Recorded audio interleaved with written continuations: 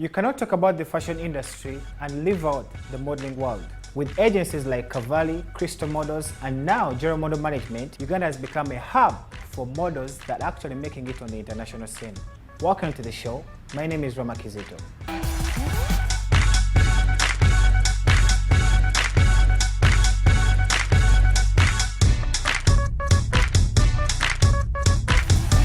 In this episode of NTV Style Project, we talk to the man behind the international faces that have graced all the big runways and commercials for big brands, Balenciaga, Gucci, Miu Miu, mention all those big brands. We want to understand the business of fashion and how it has evolved over time. Welcome to the show, Joram. Thank you very much for having me, Rama. It feels really amazing to have you, here at our space and to have conversations with at you. The agency. Yes, at the agency, at the headquarters. Headquarters, JMM. You've been 9 years into the business. Yes, next year we celebrate 10 years. 10 years. I don't know how we celebrate. And, it's going to be a huge celebration. Talking about the modeling industry and you as a person, Joram Muzira Job, who are you? Okay, so Joram is a fashion entrepreneur. Yes, I'm so much into this whole industry of fashion, modeling, and the entire business of, literally fashion. So I am an entrepreneur, I am a show producer, pageant coach, and the creative director for JMM, one of the leading agencies that we do have right now in Africa. Literally, we're competing with the global fashion markets at the moment. So we love kind of repeat that for our viewers. I will say that again, we're competing with the global fashion markets in New York, Paris, London, and Milan. And I'm also one person that has created a revolution in this business here in Uganda, whereby modeling is now respected more. It's a career, it's a business. And yeah, I love to see young people thrive and succeed. Absolutely. In your own opinion, how has modeling journey been in our country, Uganda? It has grown. I'm not going to lie, Rama, because I remember way back during the days of Sylvia Warrior, our godmothers of fashion. I Forever 21. Exactly. Those monthly shows. Back, like really way back. So right from the 90s to the 2000s and then now. The only difference that we do have right now is that there's more quality onto the global fashion markets. Back then it was more or less based here back at home, whereby shows were happening. I mean, there were models before, there were designers, but right now people are embracing themselves more. Can we say that is influenced by maybe the power of social media, the power of more networking? Back then there was no social media. Absolutely. And if I remember very well, is it Amito that you placed first on the international market? Amito Stacey Lagum won a competition. She won Africa's Next Top Model. Part of her win was her, getting representation in New York, Paris, DNA, London, yes. DNA, then Viva London, and then, all these other agencies. So literally Africa's Next Top Model placed Amito. I've seen lots of other youngsters that are coming up. I've seen you groom young girls, 15 years, 16 years, and they actually make it after like 2 years, 3 years. And it's a beautiful journey. It's very beautiful to watch. What would someone consider modeling as a career? Someone should consider modeling as a career because it works the same way like how we go to school to be doctors, lawyers, pilots, name it all, architects, and then all that. Only that with modeling, it's literally one of those industries whereby your talent puts food on the table. Only that in Uganda, it's still really small. I'm not going to lie. It's growing, but it's not on the scale of New York, Paris, London, and Milan. Yeah, that brings me to the question, how easy or how hard is it for you to maybe convince parents of these youngsters that modeling is actually a career that needs to be respected? Okay, perfect. So usually what we do is that we do have master classes here at the agency. So we also have parental master classes whereby we get these parents for these young girls and young boys, sit them down and just take them through the journey. And the other thing that we usually do is that we make sure the parents are fully involved in the career. We don't just sign someone and then we say, okay, we're going to send them to New York, Paris, London, Milan in the next 2 years, and the parents don't know anything. We make sure the parents are part of, the time we discover them. They know the development classes that they have here because most of our, most of the models that we represent are in school. No wonder I've seen pictures of the girls traveling at the airport and their parents around as well. It is heartwarming to include the parents in the journey. And the other thing that has helped us a lot is, the lineup of all these girls that we do have. They succeeded, they've done very well. There is evidence. They have powerful stories. So right now, parents believe that this is a business. Yeah. But we make sure they're fully involved in everything. I totally get. Over time, you've had different model searches, and people out there don't know what exactly you look out for. What exactly do you look for in a model? So there's physical attributes that every fashion model should have. Minimum 5 feet to 9 inches tall, like 5 feet. That is the international standard. Minimum, internationally, yes. Sometimes they'll take people that are 5 feet 8 inches tall, but right now what we're looking for is 5 feet 9 inches tall, nothing less than that. Then the rest we do train, because there's some attributes that naturally you either have them or you don't. But then the others, you know, you learn along the way: confidence, personality, self-esteem, all these things, taking pictures, walking. Those ones you learn along the way, but naturally there's some of those attributes, like, you know, your looks, your special features, and then all that. So that's what we look for.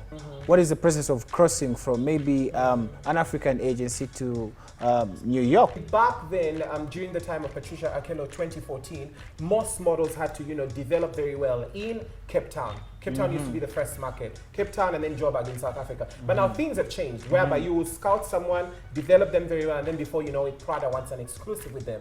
Fendi, Versace, you know, Gucci, all these big brands. So you've actually had direct contact with... That's it. All right, talking about modeling agencies, we have so many in Uganda. We have Crystal Models, we have Cavelli, we have lots of them. There's so many. Why is it that you in a Ferrari and then a Toyota, if you know what I mean?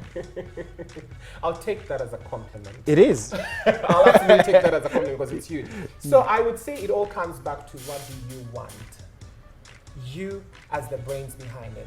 You with your team, what do you want? So what we did is that, you know, there's so many agencies, I'm not gonna lie, but then all these agencies are doing different things altogether. But then for us, we told ourselves that we want to be very different, absolutely different, to the fact that it's not about the money, but, you know, to make sure we foray ourselves so much into passion, commitment, developing lives, changing lives. So the whole notion of JNM starts with, you know, to see young people thrive in life. So to us, it's leaving a legacy, and above all is, you know, identifying our X factor being the international market. For us to know that people that the world here doesn't look at so much are the people that internationally are celebrating. Wow, I feel like I'm interviewing Anna Wintour. I feel like I'm interviewing Versace, and it's a very good experience. It's a very good experience. I know this interview will reach them. I'm very sure. Mani, as we are growing up, we have very many things that we want to do. Yes. We have so many dreams. What is your advice for someone like that out there? So to someone out there that is watching and you want to pursue this career, rule number one, believe in yourself more than anything else in this world. Because people are going to crush you to the fullest. And to be realistic, there's standards in this fashion industry, in the whole modeling industry, whereby they'll say the girl has to be 5'9", the boy 6'1". Sometimes that doesn't work. It comes back to you. What do you want to achieve as a human being? So believe in yourself. Make sure your passion supersedes literally everything. Believe in yourself. Be professional.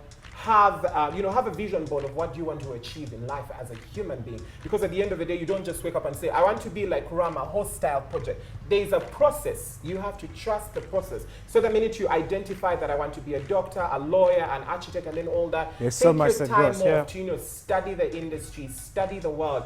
So I would say, you know, passion superseding everything and believing in yourself. The rest you can always learn. And always remember, no dream is invalid. Absolutely. In Italy, there is a fashion council. Of course, Anna Wintour is part of the thing. And these are people that come up together and they support creatives in the industry. Why don't we have something like that in Uganda? And what is stopping us? I would say we do have councils in Uganda. We absolutely do have councils. Are they working councils? Yeah. The one that is spearheaded by Gloria Wavamuno, and then there's another council that is also Fashion Society of Uganda. I heard about it. Yeah. There's another one for Santa Anzo as well. But then I'm thinking the only way this is going to work, councils in Uganda have to just sit down and create just one body.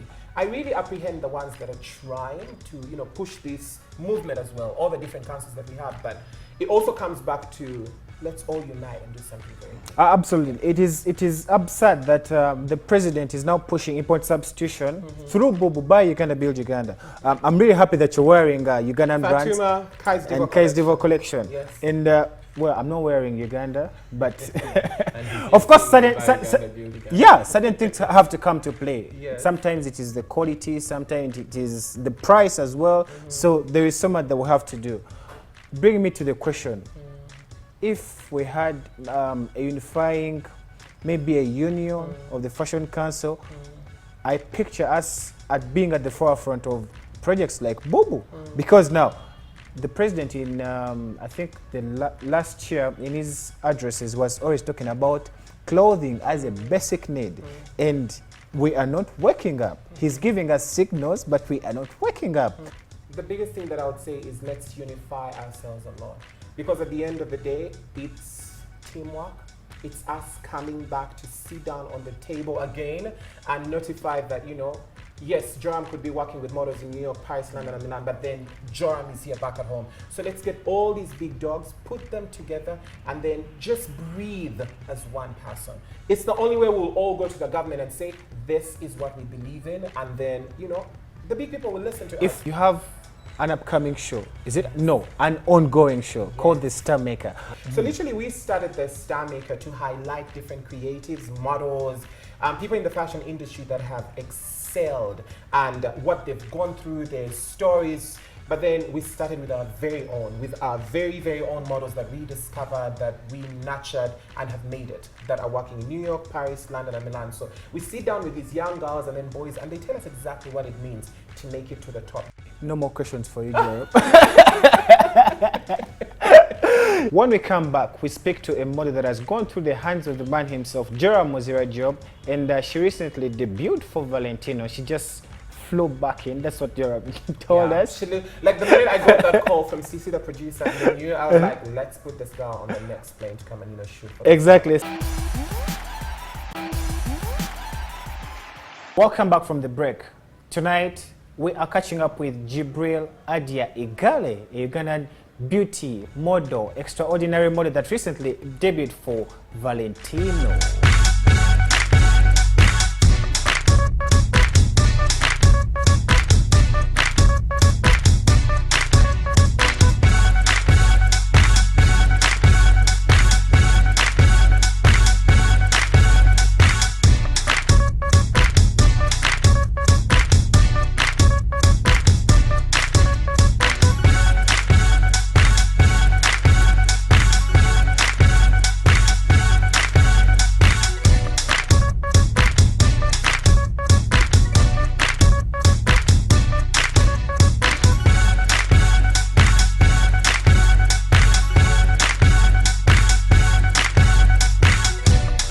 Welcome to the show, Igali. Thank you.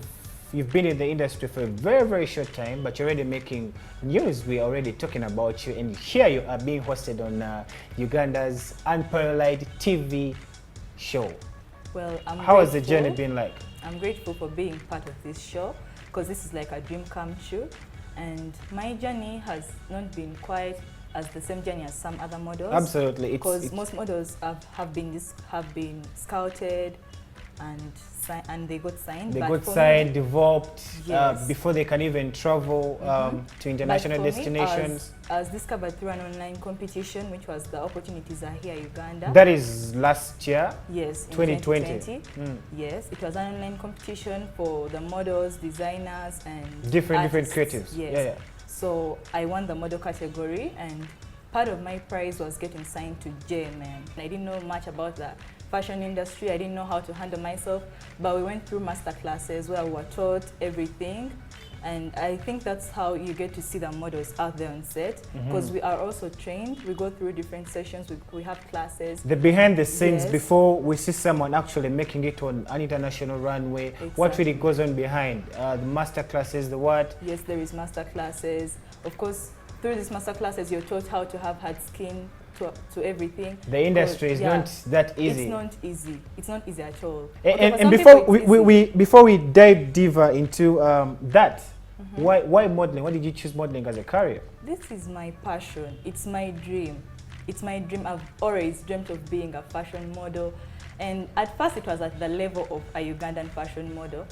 But again, there is the way God makes his things. I'm an international model. Now? Yes. How does it feel? It feels so good. And before you debuted on that international runway, what other shows had you done locally in Uganda? Which other designers had you worked for here back home? I had worked for Anita Beryl, the ASKP. I also worked for the Menstruation Bank fashion show. And I also did my first magazine cover photo, which was Malvi. Yes. We want to know, what are some of those challenges that models are facing internationally, more so black models? I wouldn't call them challenges. If you've really had enough of the master classes and you've really learned something, I wouldn't call them challenges, but since we are all humans, they can be challenges but life-changing lessons, you know? So one of the challenges we get is rejection because of your appearance. So that's like racist or Exactly. racism, Yeah. So I think that's one of the things that models get, not only even black models, all models around the world. On personal experience, what is that one thing that you saw that was different? The expectations of what you had in your mind of the international market and what you found there. How different is it? Well, when you go to Europe, of course, you expect to be loved, you expect to be taken in by everyone, but that's not it. You're not a queen. Yeah, and you always have to absorb the fact that even if you're rejected today, maybe it wasn't yours. And even if they had allowed you, you know, the thing about the industry in Europe is that they can allow you for a casting, you fit in the outfits, and you don't work. You don't appear on the... You don't.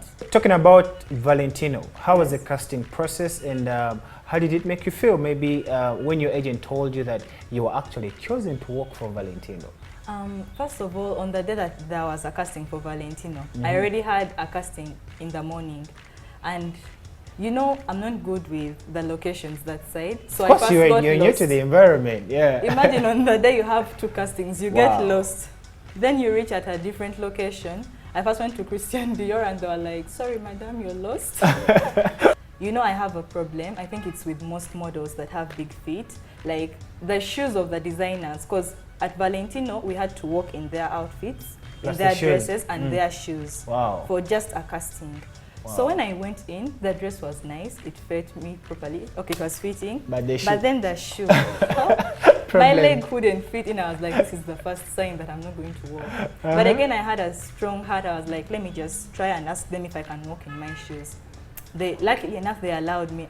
Then luckily enough, I was chosen and I was given a robe to go and try on some clothes, which wasn't with some other models, because most models were coming and they would tell them, okay, we shall let you know. Yeah, like that. But again, for me, I was just told to go and try on something. Amazing, amazing. I felt like flying. How heartwarming is that? My smile was from ear to ear. Young girl from Uganda, and you're having a yes on such a big brand.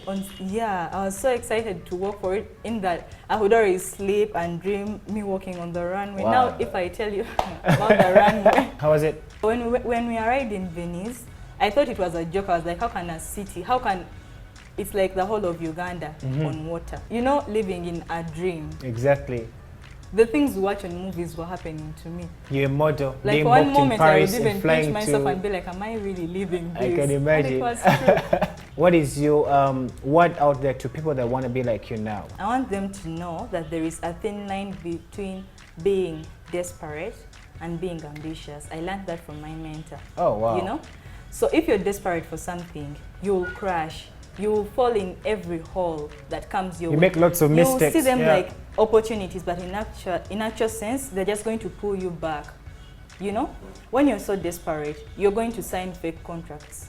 That's how you hear young girls saying that I signed a contract, but I haven't gone anywhere. You're signing contracts that you don't even know of. Yeah? I want to urge all parents out there. Please don't sit on your children's dreams because of the things you hear back. That's all background noise. We are models, but we are not doing all these bad things that you hear, you know? We get our money wisely, the perception and we are taught. I think that's a conversation that needs to go on and on to change perception of our parents because of maybe the generational gap and media as well. Yes. All right, Igali, Adia, Gibril, yeah? Yes. That is you on social media. No, on Instagram it's Gibril Igali. Facebook, it's Gibril Hadia Igali, then on TikTok, it's Gibril 18. Guys, we've really had fun shooting this. I know it was a short conversation, but I'm sure you've learned a lot about the modeling industry and what happens behind all the glitz and glamour that you see on your screens back at home.